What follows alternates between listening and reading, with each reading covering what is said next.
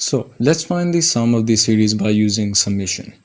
This is the series given to us, and we'll deal with it in two separate ways because we can use these addition signs as separators.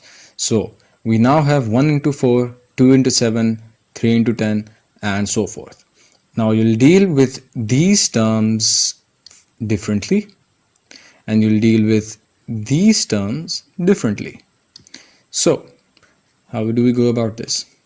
Well, the term to find an of 1, 2, 3, and so forth is n, obviously, because when n is equal to 1, so a1 is 1, the first term, a2 is 2, the second term, a3 is 3, the third term.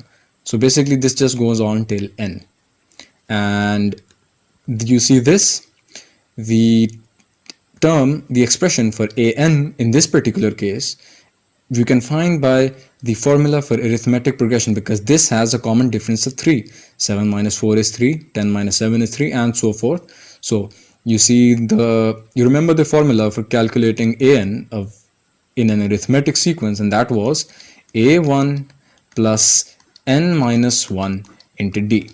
And in this particular case, a1 is 4, the first term of this sequence, and n is a constant here because we have to find an expression for n over here. So n will remain n, and d, the common difference, is 3.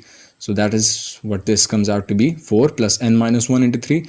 And in the end, this comes out to be 3n plus 1. So 3n plus 1 is equal to an. And now, because the question asks us to find an expression for the sum of this series, you will multiply these two terms, these two expressions for an, because over here it is being multiplied. These two terms are being multiplied.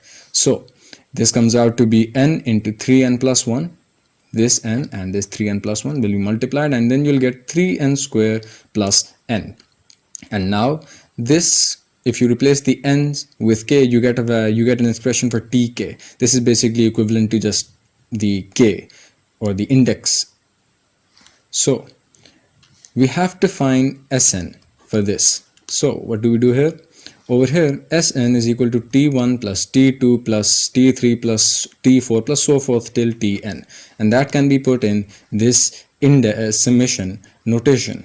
So tk from k is equal to 1 till k is equal to n. And then we have to find an expression, the final expression for Sn. And how do we do that? Well, you remember that tk was equal to 3k square plus k. And now you can basically, this summation can be applied on 3k square and k differently, separately, and they will be added. So this is what you'll do.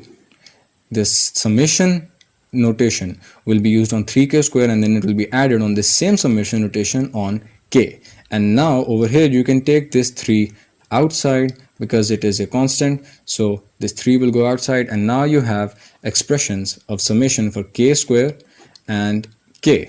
And you remember that we discussed the formula of the sums. You will just replace these expressions with those formulae that we discussed earlier, and now you'll just simplify this. So this 3 over here, this will be cancelled with this 6. This 6 will become 2, and so you get this. Now the 2 is a common denominator in both, so they can be added, and upon addition you get this, because this n into n plus 1, this term is common in both of these expressions. So now you have n into n plus 1 over 2 into 2n plus 2.